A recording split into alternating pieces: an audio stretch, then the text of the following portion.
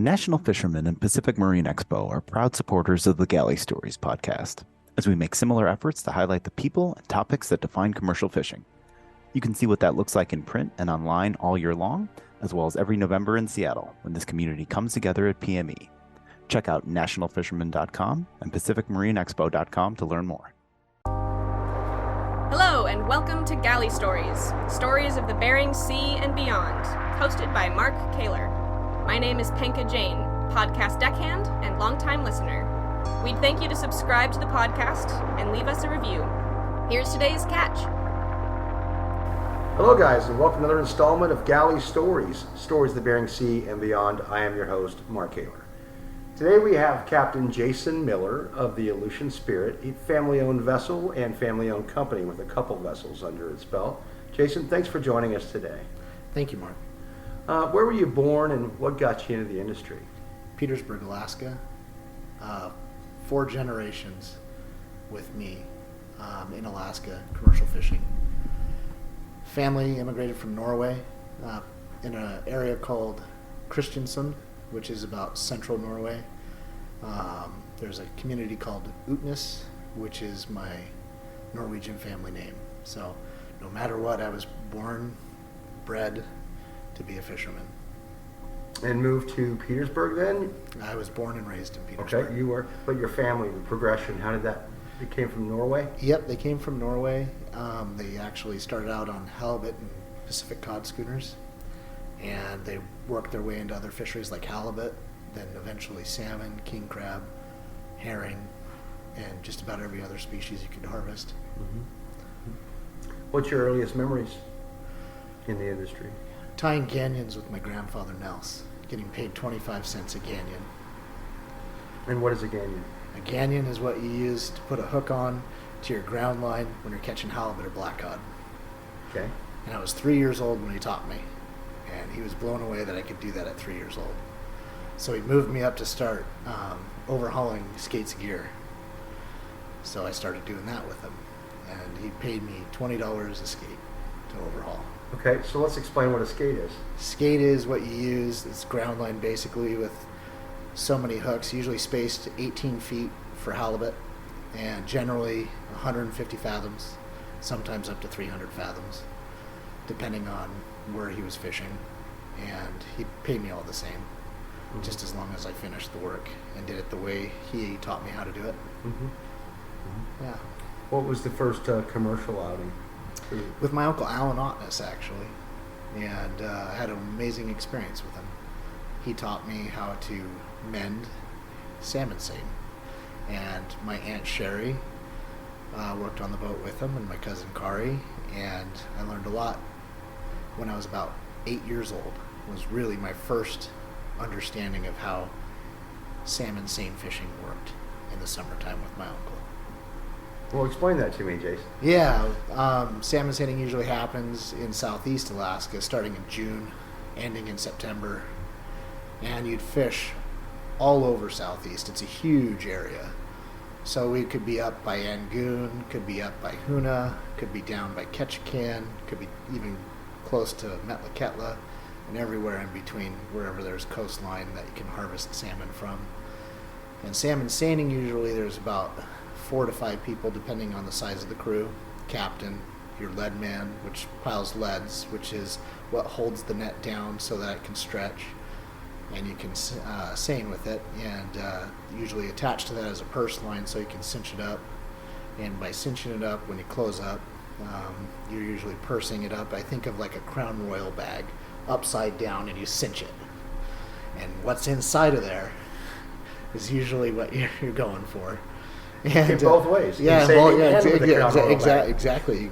It's almost the same elation in some ways, but yeah, it's a lot of fun. And my uncle was a great teacher and very patient with me, and a lot like my grandfather.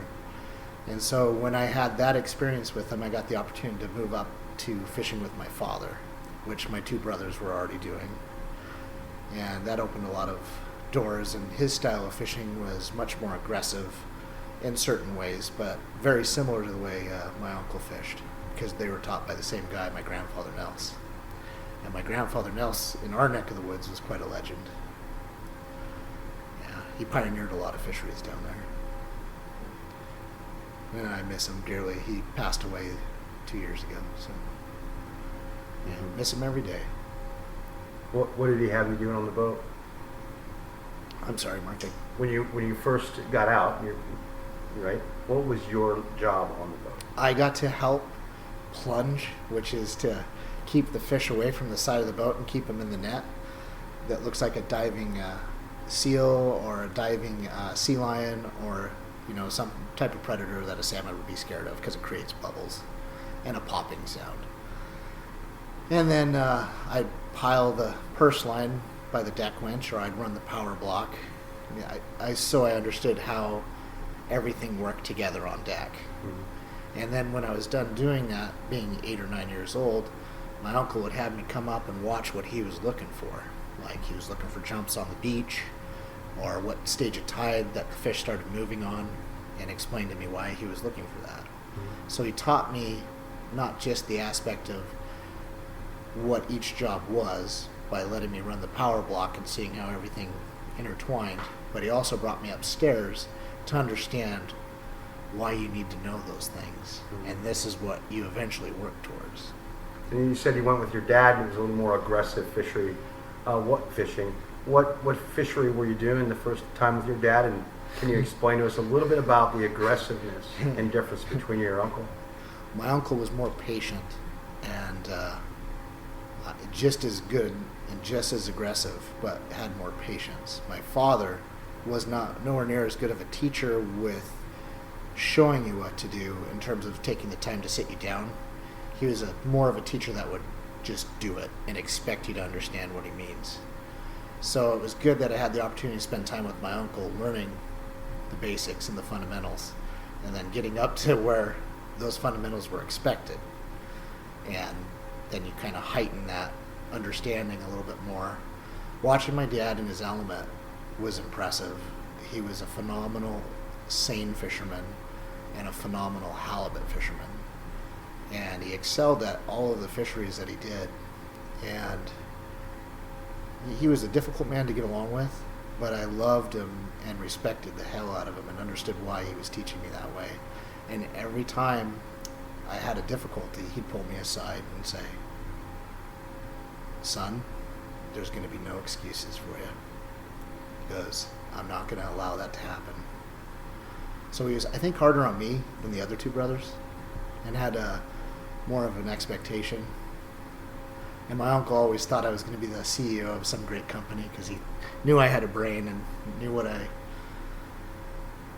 wanted to aspire to eventually. But he understood that I loved fishing.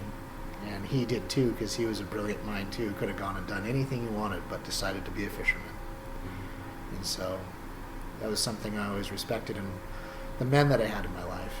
And my grandfather, my uncle, and my father were huge impacts that way. And they're completely different people. My grandfather was the most positive human being I've ever been around. My uncle was more of a realist, and my dad would just bullnose his way through everything and go for it. He wasn't afraid of anything. And all three brands there. Yeah, and so I learned a lot from each one of them.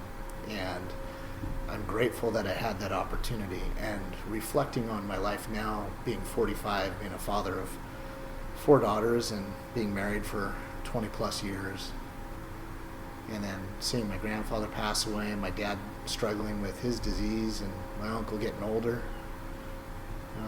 Life is short, and gotta love those who spend time with you and took the time to teach you. Mm-hmm. And those guys were all animals in their own right. Amazing fishermen, talented, brilliant fishermen. So I remember having this conversation with my grandpa. He said, "You're a piker unless you're in pollock." And he goes, "If you haven't gone to the Bering Sea," which he never did, he goes, "then you can't really call yourself a true fisherman." So he goes, "You ever get the opportunity, Jason, you go for it." And I remember him sitting me down telling me that. And I was the one grandson he had that went for it. And I was probably going to be the least likely, like thinking about all the other relatives I have in this industry. But it's pretty cool. Yeah. I miss him Miss him dearly. You're on the Bering Sea now, Jason. Yeah, and I enjoy the heck out of it. I have an amazing, amazing partner in that experience, Rick Faced.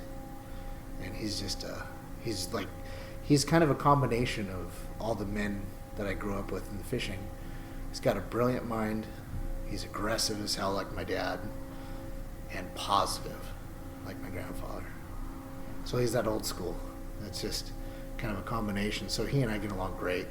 And he's taught me a lot about what to be aware of out here and what to look for. And his style of fishing is a lot like my family's. And he had the opportunity to fish with my family when my brother Aaron had hair. That's our inside joke, which was 20 plus years ago. So he remembers that. And then we rekindled our friendship and been going at it ever since up here, fishing for trident, loving every moment of it. What all species have you been involved in fishing for? My own salmon seine operation in the past, Pacific cod, sablefish, halibut, let's see, squid in California, sardines in Oregon, I think, Dungeness crab in Southeast. I've fished almost every fishery you can fish though, but my own, that's what I've done on my own. Mm-hmm. What's your favorite? Honestly, Pacific pot, single pot fishing, Pacific cod. And people think I'm crazy. You know, everyone says it's the hardest. I enjoy it. It's, for me, it's when you're out there by yourself and you're looking at the bottom of the ocean floor, thinking about what you're going to do, looking at the elements, you know, looking at the tide, thinking about where you're going to put the pot and how you're going to follow it up, if there's going to be any fish there. But what I've been taught and understand, there will be. So for me, the challenge is just the extremes, and those things have never really bothered me because I grew up dealing with a lot of struggles, a lot of things you have to endure and overcome. And so I figured if it's probably the hardest, probably enjoy it the most. Yeah. You know, before I get into any other questions, I want to touch on your background and heritage a bit more, because the entire time I've known you, you've been so proud of Petersburg and so proud of your family in Petersburg and the community of Petersburg. So let's talk about that for a minute. Yeah. Because you literally send me all kind of stuff, you know, supporting that. Yeah, I grew up on a road called Wrangell Avenue. And on Wrangell Avenue, my next door neighbor was Magnus Martins, one of the founders of Icicle Seafoods. And his wife, I called Grandma Ruby. And she was near and dear to my heart. And then down the road, you had John Winters, who was founder of factory trawler, or not factory trawlers, but factory longliners, the Prowler, Bering Prowler, Ocean Prowler, Gulf Prowler, Arctic Prowler, just about every Prowler boat, and then the Teresa Marie. And he was kind of not necessarily a black sheep, but he was kind of a rabble rouser, someone you wanted to be like, someone you looked up to, respected, admired, smart, aggressive, hardworking, went for it. A lot like most Petersburg fishermen. Gordon Jensen, I would walk behind his house, who was also another founder of Icicle Seafoods. He'd always look at me and said, "You're welcome to go back of the house, go to, a shortcut to get to school." And he was a giant of a man. And down the road from him was Ed Fugelvog, and then Ed Duncan, and then my grandfather Nels, and then Yancey Nielsen's family, and then John Olson's family, and then the Candles. We all grew up on the same road. All these amazing fishing families. It was just awesome. And these are men that you looked up to and respected and admired and wanted to be like. And it was just an awesome feeling knowing that you have guys like that have pushed the envelope in the fishing industry right next to you, cheering you on, giving you their advice, their insight, saying, this is what I would do if I were your age. I remember the first time I loaded my dad's boat up with salmon. I was fishing for Norquest at the time when they existed, and John Winters tied the boat up, smiled at me, He goes, I heard you did good, kid. I go, yes, sir, I did. He goes, you ever get a wild hair? You got a spot up in the Bering Sea with me. I never forgot that. And every year we would have a great conversation at the end of the year, talking about what we were going to do, like what I should do. And just spending that time with me. And I was grateful for that. And then leading me down this path of Petersburg, a group of us fishermen started our own little seafood processing company called the Ocean Fresh, which mostly consisted of people I respected, admired, and family. And it taught me a lot about the business. And I had the opportunity to walk twice down the road on Commodore Way and meet with Mr. Bundred, and ran into him twice. And I looked up to him and I said, I remember this too. He said, you're the Bill Gates of our industry. He smiled at me, looked down, and goes, nah. I go, yes, sir, you are. And he gave me another smile. He said, I heard you're the Ocean Fresh kid. I go, yes, sir, I am. And from then on, I was so elated because he reminded me of people from Petersburg. Just an amazing, hard-working, salt-of-the-earth guy. And being in this industry, and seeing these amazing guys go through the experiences they go through, and now they're passing. Like a good friend of my dad's, Colin Martins, was another key person I grew up with in my life, and went on to be very successful in commercial fishing, and is a Martins from the Icicle clan, just like most of us are. And just miss him. We'd have these amazing conversations. Now he's gone. And when I came up here, I always think of him, And so being from Petersburg, you're connected to wherever the ocean is. I've been all over North America. I ran into a guy who worked on the symphony with Audie Matisse from Petersburg, selling fish for Aquastar in Canada. And I'm sitting here going, that's Petersburg. That's what we're proud of. We're known because we're hardworking, usually aggressive, producing fishermen. And we all have a kind of a brotherhood amongst each other. And my family's always been kind of the black sheep. But that's okay with me. And I'm all right with that. Kind of do things a little different. Kind of ruffle some feathers once in a while. But that's all right with me too. So all this time, sounds like there was a lot of time looking to the Bering Sea. What was the first experience, and what boat was that? The April-Lani, which was built in 2014 at Fredwall.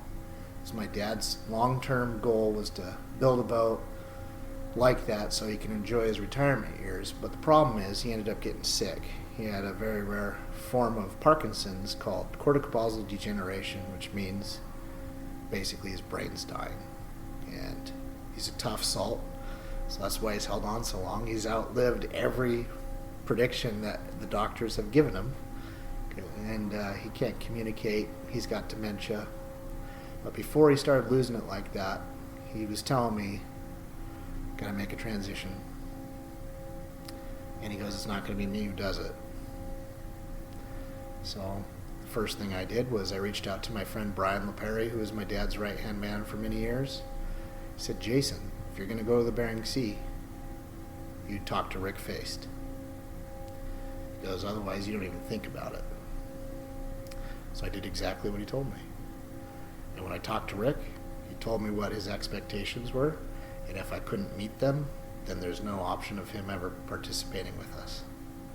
I listened to him, did everything he said, came back to him. He was blown away that I actually listened to him. Show him that I was a man of my word. And from that point on, I had his respect. And I think for the years that we've been together, it's worked out well for both of us in a lot of ways. We're both human, though. We make mistakes, do things that we probably shouldn't, but in the end, we work really well together, complement each other extremely well when we work together. So it's like working with this men I grew up with, men I respected, understood. Didn't have to say much, really. I was taught, if you're going to do something, you do it right. Otherwise, don't do it. And I I showed Rick that's what I was going to do. And then we thought, as we continued down this path, maybe add a little tiny boat to kind of keep everybody away from us and teach me the ropes, learn the skills. And then I realized how much effort this takes, and having 2 boats to manage up here with the crews is a lot of work. And then establishing new relationships and new fisheries is a lot of work. And being up here the whole time with the way things are going in fishing isn't always the best place for me. So negotiating things with other industry partners that we work with to help continue down our path of growth with our little business, something I've been trying to focus on more and more, and doing it well, and doing it to the best of my ability, and looking out for everybody that's involved. And I'm grateful to Trident and the Bundert family for opening their doors to us and being so kind to us and understanding of what it's like to have a small family-owned business in the seafood industry. I just remember the second time we met Mr. Bundert, I was with Dave Abbasian and Joe Bundert, and Chuck came in, and we were sitting in his office having lunch. One of the greatest experiences of my life, because it was like talking to my grandfather. You could see in his eyes exactly what drove him, the love of fish. And my grandfather shared that with him, just like I share it with all of them. And having the opportunity to explain what we're doing and how we're doing it, and he understood everything I said. And it was like he was right there with me doing it. So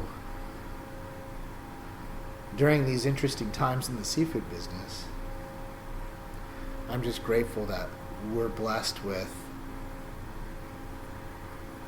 people and a company that understands what it's like.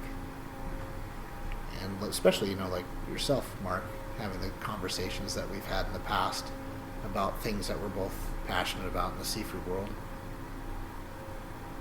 Yeah, that's what it's going to take, for sure. Well, yeah, as an industry, obviously, we're struggling. But we've struggled before. Yeah. Maybe not us, but our fathers or grandfathers. Yep. Our fleets. Yep.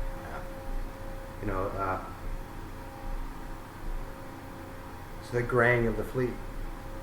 There's not many young people coming into it, and most of them are coming out of Petersburg. The ones with their heads on straight. So let's get them interested. Let's give them the story of your favorite time at sea. Favorite time at sea? Oh, I have to. Yeah, I'm going to share this. It has to be herring fishing for the first time with my dad and my brother, Paul Manish and Brian LePerry.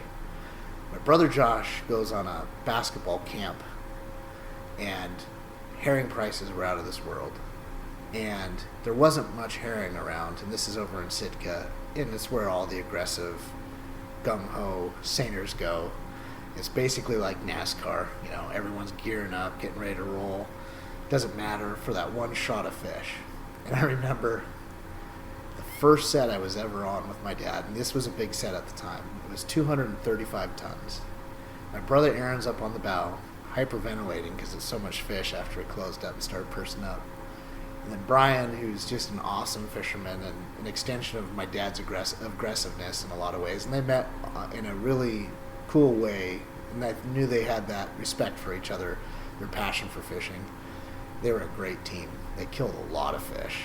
And I got to be there, right up front, watching it all happen.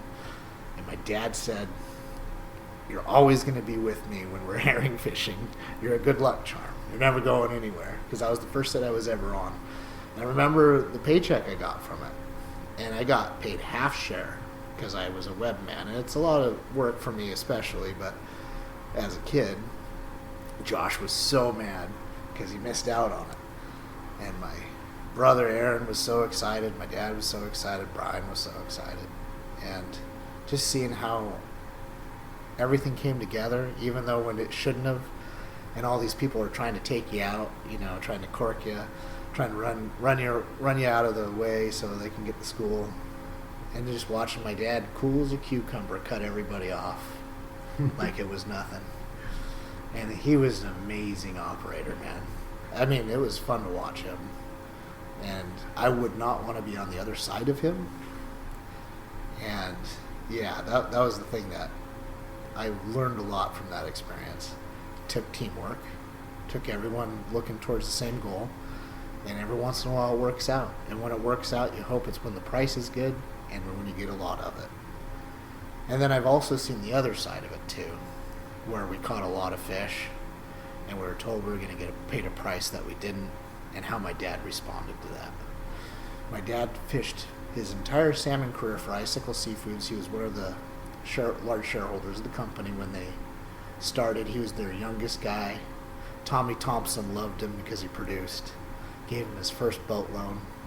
Bought one of the Icicle's first seine boats, the Johnny L. And had a reputation. They called him the Blue Bastard, which I'm sure he earned for a reason.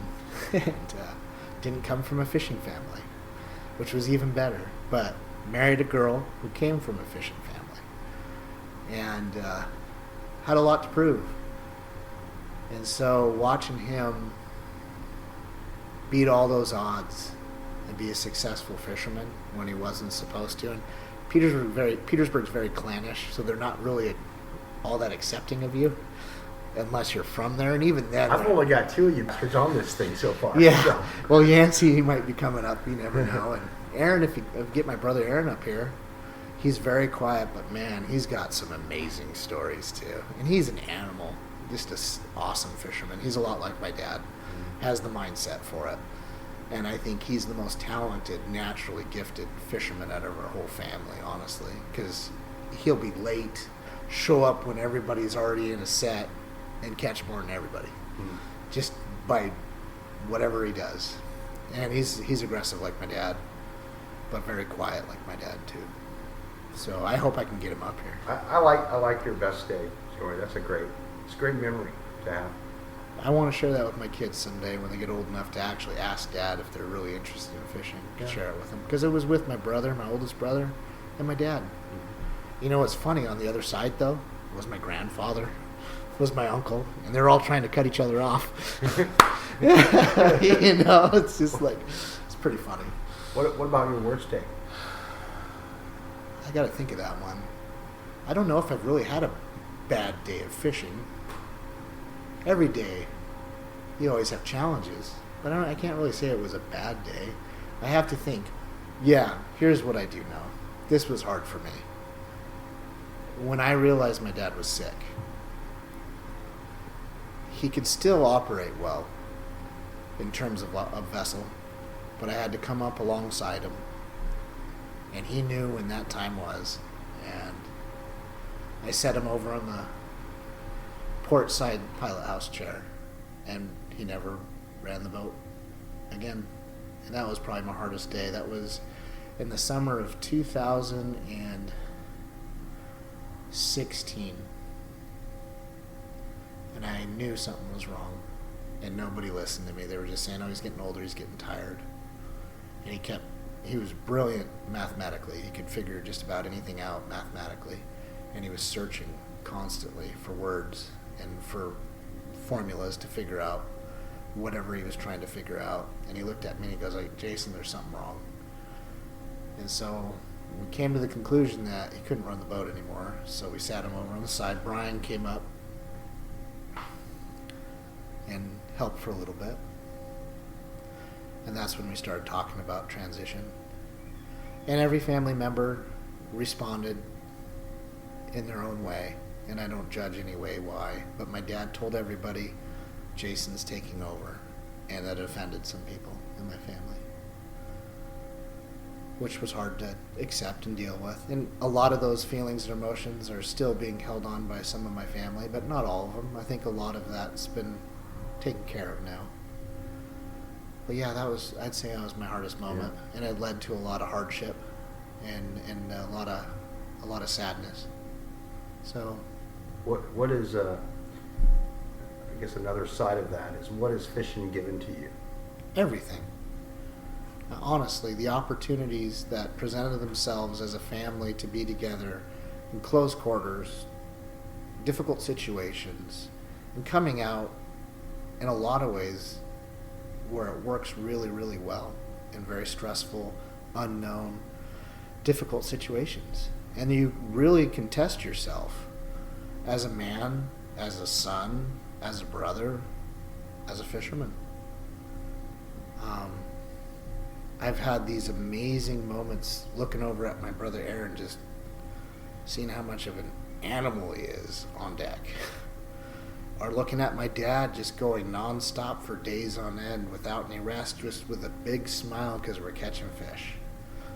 Or looking over at my brother Josh, who's hooting and hollering because we had a 500-ton herring set. You know, just these amazing experiences that you can't replace. And very few get the opportunity to experience. And then looking over, seeing my grandpa right alongside us, right there with us. And looking over, seeing my uncle and his family right there with us. It's an amazing experience. And truly blessed. And just the things you see what Mother Nature provides for us. It's amazing. And then you come into contact with like-minded people like that share those same joys that you do. It truly is God's country, and we're just lucky to be there. And yeah, I think fishing has given me everything. What has it taken? It's taken a toll in some ways, being away from like my children who are not old enough really to enjoy these things yet, but want to be there, and they miss their dad. And my wife, who doesn't come from a fishing family, doesn't really understand some of the dynamics. She understands fully what it takes and those things, but why do I come out here and do this? It's the challenge, and it's what's in my blood, and it's always been. It's like, this is where I'm supposed to be. It's where I need to be. And I have to lead by example if you're going to lead men. They want to know that you're capable of doing what they're doing, that you're willing to show them that you're capable of doing what they're doing, and so that they have that respect for you. And my grandfather sat me down and said, you never ask someone to do something you're unwilling to do. Because you have to be willing to do it, to expect someone else to do it.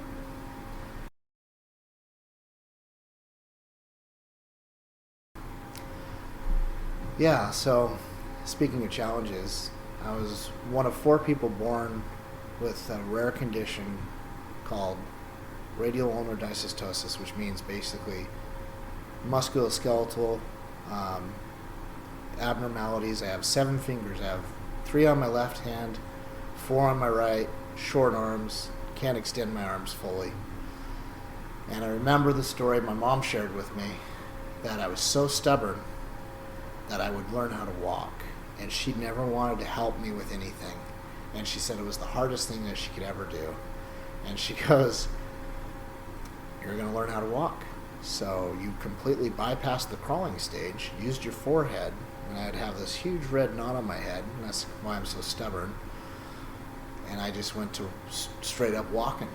And my dad and mom, when I was born, they didn't know what was wrong. They thought there was internal issues. And so I had multiple surgeries. This was back in the 70s when they couldn't do what they do now. Underwent about 25 total surgeries on my hands and arms. And I just remember when I was a little kid, like I have memories when I was 3 about the smell of burnt skin and how painful and burning my arms were. And how I had to learn how to deal with it, and the pain, and the amount of pain. And I'm in pain every day, and I think that's why I want to be challenged. I don't mind feeling, the extremes. I want to test it. I want to feel it. And I remember growing up, my brothers they were so good to me. They're like, there's going to be no excuse for you. My dad was so strong with me. My grandfather, he was so proud of me. My uncle. They're just like, how in the hell are you capable of doing these things with what you got? And most people want to put limitations on you by the way you look, or if you have physical issues that you struggle with. I never felt disabled in my entire life. I ended up marrying a beautiful woman who fell in love with my spirit, not me. And she saw that. So I've tried to prove to everyone, including myself, that I am capable and worthy of this heritage that I so love and admire, that I always wanted to be a part of. But kind of felt like maybe I wasn't really meant for it because of the physical toll it takes, but wanted to prove to everybody I was capable of doing it, so they knew and understand that they shouldn't put limitations on themselves. So it made me strong mentally. It made me endure everything that I have to endure, and show people that if you have a challenge, it's okay, and you can excel, especially if it's something you love. And it's something that's been in my family for generations. And what I loved about Petersburg and the people there is they never put a limitation on me. I have the best friends you could ever imagine. The only thing I remember slowing me down was I had to tie my shoes. And my friends were like, we'll tie your shoes for you so we can get out and play more, like football and basketball. I was pretty good at sports, wrestling, swimming. And I took third in state in swimming in the butterfly with just my kick, no hands and arms, man. And all my siblings were state champions in everything they did. So I wanted to do that too. And then they went off and they were successful in their own right in academics and in business. And I wanted to follow. I had amazing examples. And I'm so grateful that I had them. But they helped make me who I am. And I can't forget my grandma Dot and how special she was to me. And how she dealt with my grandpa, dealt with my dad and my mom, dealt with all her grandkids, dealt with all of her kids. She was salt of the earth. And you know what she told me? The only person who can stop you is yourself. You can do anything in this life that you put your mind to. And she goes, you're smart, you're hardworking, and those are the two things you need in life, Jason. And so I'll never forget that. So yeah, I've had some challenges, more than most. I think I've had 30 plus surgeries in my lifetime. Recovery sucks. And yeah, I'm in pain all the time, but I don't let it stop me. No, you're always working. Always doing something, trying to find better ways to do things, make it easier, simple, or less stressful for people. And I have good people that surround me, so I'm very thankful for that. Good friends, good family, and good people that help me try and achieve the goals that I set for myself and my friends that are helping me get there. So, and I'm a very loyal person. I know that for a fact. Yeah. You and I have only spent about 10 minutes on a deck together. Yeah. Do you remember that? Oh, yeah. Minutes? Yep. It was funny. Yeah, I remember. But it was all good, man. It was all good. Oh, okay. Well, Jason, thanks for taking the time today to I appreciate share your story. And I'm really grateful that you brought up the struggles that you've had, because you do more than some guys that were perfectly fit. I mean, just what an accomplishment. I appreciate that. Thank you. But let me ask you, is there anything you'd like to share as we close this out, Jason? Yeah, I do actually. I think it's a wonderful question. For me, that whoever's listening right now, that no matter what, if you have something you want to pursue, go for it. You only live once. Do your best at it. And you'll never regret it, because at least you tried. And if it works out for you, it's awesome. If it doesn't, learn from it, move on, and keep moving forward. That's all you can do. If you have good people around you, you have a good mindset, you'll get there. And you'll accomplish the goals that you set for yourself. And if you get anything out of this from what I had to say is, I just hope that you have a positive mindset, and if you face a challenge, you face it head on, and you move right through it. And I hope you get that from kind of the way I've lived my life. And I try to set myself every day in that mindset. So that's what I'd like to leave as my message at the end here. Thank you for your time, Mark. I appreciate the opportunity to share my story. Thanks. We've been trying this for a couple of years, Yeah. so I'm glad it worked out. Yeah, thank you. As he goes back out to fish Pacific cod Yes, sir. on the Bering Sea. Yes, sir. Thank you, Jason. Thank you. Thanks for listening to Galley Stories. We hope you like what the net brought in. Please leave us a review on iTunes. Whether you like it or not, we're not fishing for compliments. Look us up on Facebook and Twitter too, and reach out to us at galleystories@gmail.com.